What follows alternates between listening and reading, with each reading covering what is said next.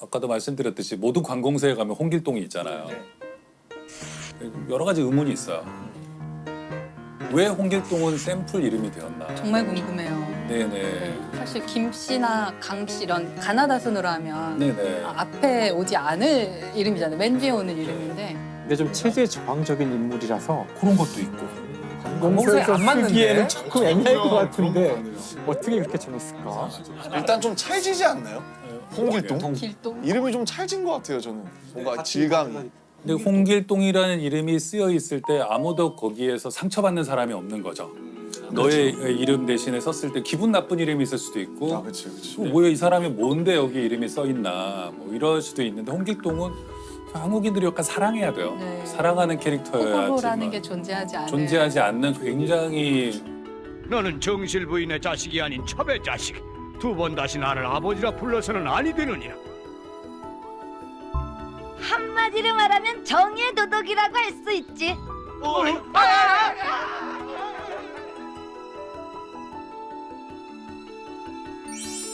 홍길동이다. 그래서 가끔 저는 허균에 대해서도 이제 생각을 해보는데 허균은 굉장히 흥미로운 인물이죠.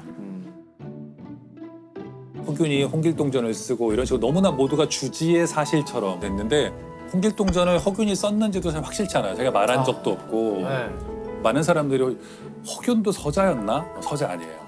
서자 아니고 한글로 소설을 써서 네네 그걸로 유명하지만 엄청난 명문가에서 태어나요. 그러니까 뭐 어마어마한 명문가예요.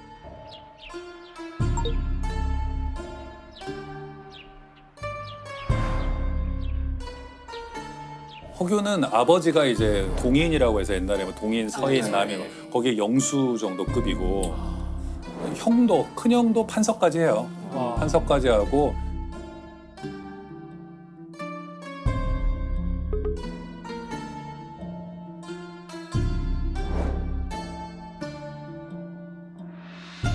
집안이 뭐 엄청난 집안에서 태어났는데 아버지가 글 선생을 붙여주는데 서를 붙여줘요. 서자를.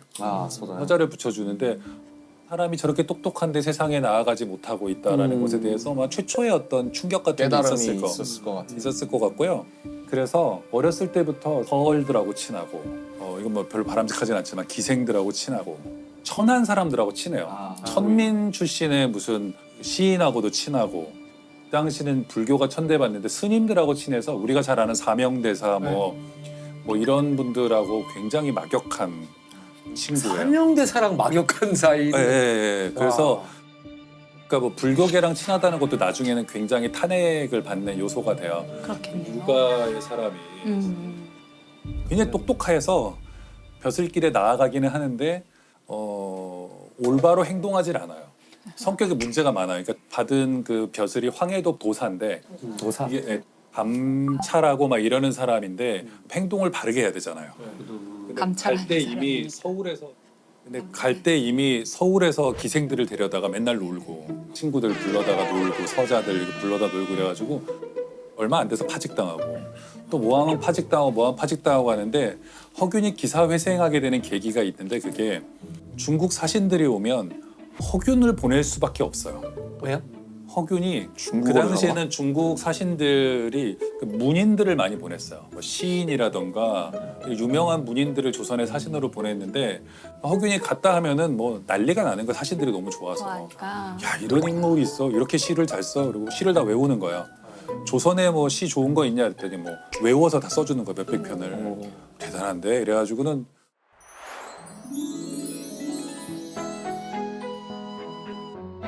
우리도 그렇잖아요. 어디 학교 갈 때 그렇죠. 다음 교수님한테 가면은 뭘 소개. 누구를 만나라 뭐 이렇게 하듯이 가면 허균이라고 있는데 꼭 만나는데 만나봐. 꼭 만나봐. 걔는 똑똑해. 잘 놀고. 잘 놀고 아, 그렇지. 그것도 중요하지. 잘 잘 노는 놀고. 것도. 잘 논다 뿐만 아니라 시를 잘 알고 풍류를 알고. 잘한다 그래가지고는 선조 광해군 다 정통성에 좀 문제가 있는 왕들이었기 때문에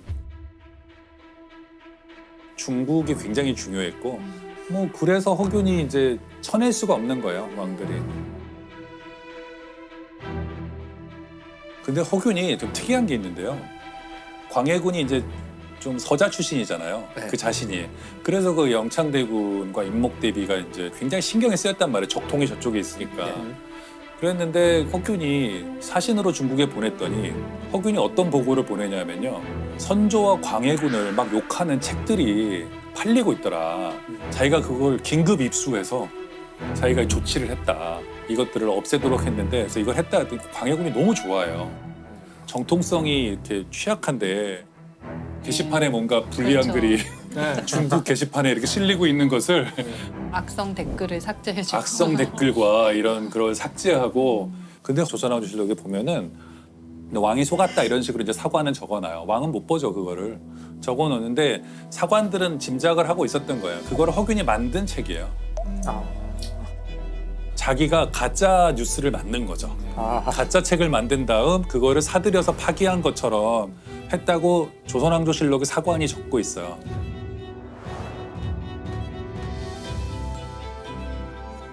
왕은 속은 거죠. 허균이 그런 걸 많이 해요. 또 뭐가 있냐면 임목대비를 폐비하자라는 그런 쪽에 서거든요. 임목대비는 광해군의 계모죠. 네. 그래도 엄마인데 어머니인데 어떻게 폐명이죠. 폐하냐. 그때는 여론 형성에 상소가 중요하잖아요. 네. 그래갖고 자기 집에 일종의 댓글 부대를 만들어요. 여론 형성을 막 하거든요. 밥을 먹여가면서 숙식을 제공하면서 빨리 써라 이것들아 이래가지고 폐비해야 된다. 자기의 뜻을 따르는 우리가 알던 허균이랑 너무 다른데 허균이랑 선동가구나. 그 말로 글로 뭘 이렇게 여론을 굉장히 형성하는 위험한 인물이에요. 정의롭지도 않은 것 같고 들어보면. 홍길동전이는 문학 작품으로 보기보다는 뭐 선동용이었을 가능성이 있다. 한글로 소설을 써서 그렇군요. 읽기 쉽게 백성들이 읽기 쉽게. 예.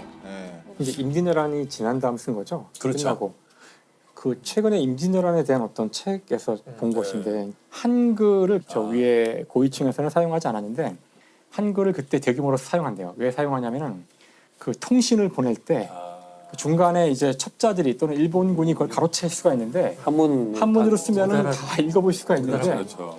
한글로 써서 보내면은 이걸 훌륭한 모른다는 아버지. 해독이 거예요. 안 되니까. 그래서 임진왜란을 지나면서 한글이 그 전하고는 굉장히 달리 널리 쓰이는 계기가 되고 한글을 통해서 우리 민족을 자각하고 그런 평가가 있더라고요. 그 선조도 자기 딸한테 보낸 한글 편지가 훈민정음 그 편지가 남아 있어요. 네, 잘 있었더냐, 뭐 나는 뭐 지금 고생하고 있다, 뭐 이런 거 써서 보내고 뭐 걱정하는 선조도 그러니까 쓸 수 있었다는 거죠. 왕도. 근데 이 허균이라는 인물은 실제로 영모에 가담했던 건가요? 네, 가담했던 것 같아요. 광해군 때에 영모에 가담해가지고 능지처참당하죠. 광해군을 치고 영창대군을 옹립하고 뭐 하여튼 이런 여러 가지 음모를 꾸몄어요. 서자들과 함께. 근데 광해가 우리가 생각할 때는 굉장히 똑똑하고 좋은 정치를 하던 임금이었는데 허균하고 잘 맞았을 것 같은데. 잘 맞았어요. 네. 광해군이 총애했거든요, 허균을. 그래서 허균이 쳐들어와서 임목대비만 죽이고 광해군한테 체제는 안 바꾸고. 그러니까 그렇게 하는 것을 묵인하려고 했다라는 광해군은 끝까지 좀 안 죽이려고 그랬는데 신하들이 빨리 죽여라. 결국에는 뭐 죽게 되었고. 그래서 허균이 의금부에 잡혀 들어갔을 때가 또 흥미로운데요. 조선왕조실록에 보면은 보통 이제 영모로 의금부에 잡혀 들어가잖아요. 네. 그럼 보통은 사람들이 친했다가도 다 외면하거든요. 모르는 사람이. 근데 허균의 경우만 특이하게 의금부의 그 감옥으로 천민 또는 무사 이런 사람들이 몰려와서 돌을 던지면서 막 시위를 해요. 허균이 무슨 죄가 있냐 살려내라 이래가지고 옥리들이 도망갔다는 얘기가 있거든. 의금부의 옥졸들이 도망가야만 했다는 정도니까. 강한 분들인데.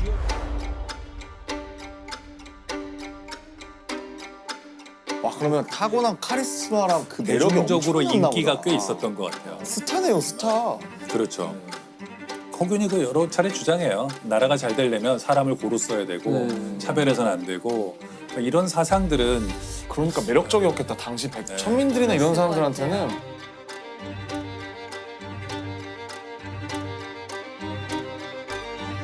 그러면은 그 허균 보면 이제 되게 입체적인 인물인데 어떤 시야에서 그리냐 그거는 이제 사실 어떤 감독이나 작가의 마음이니까 네네. 뭔가 첫 장면이나 뭐 첫 대사가 어떤 있게 될 것 같으세요? 그러니까.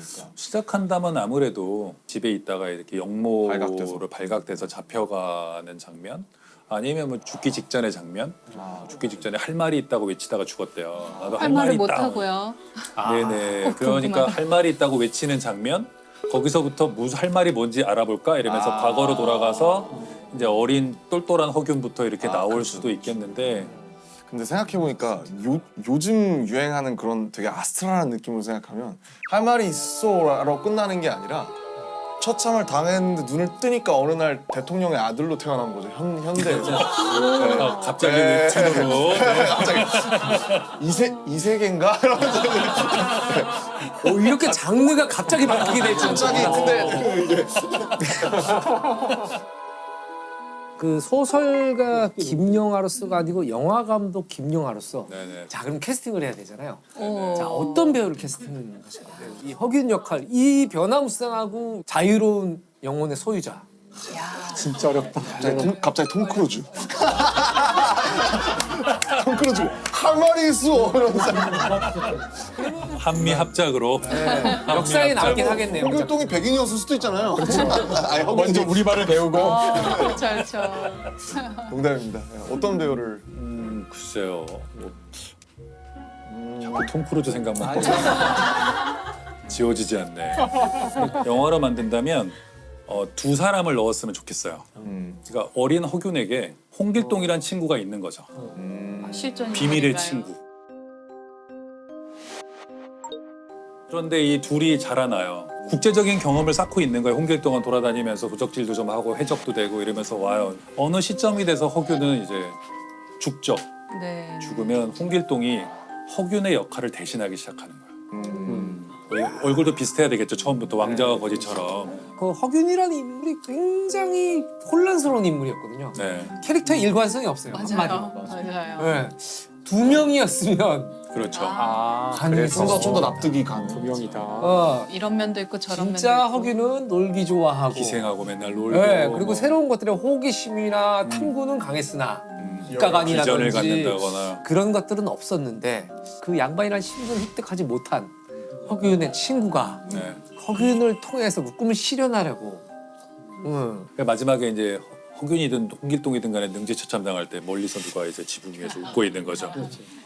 근데 허균인지 홍길동인지 모르고. 누가 누군지는 모르죠. 근데 제가 홍길동전을 저희 다 어렸을 때 이거 아마 내용을 까먹으셨을 수도 있을 것 같아요. 네네. 홍길동전은 홍길동이 그냥 마냥 정의롭기만 한 그런 인물이었나요? 홍길동이 이제 처음에 뭐 자기 아비라 부르지 못하고 네. 막 서장에서 네, 서론 그 받고 유명한 뭐 거. 이런 얘기는 다 아시잖아요. 네.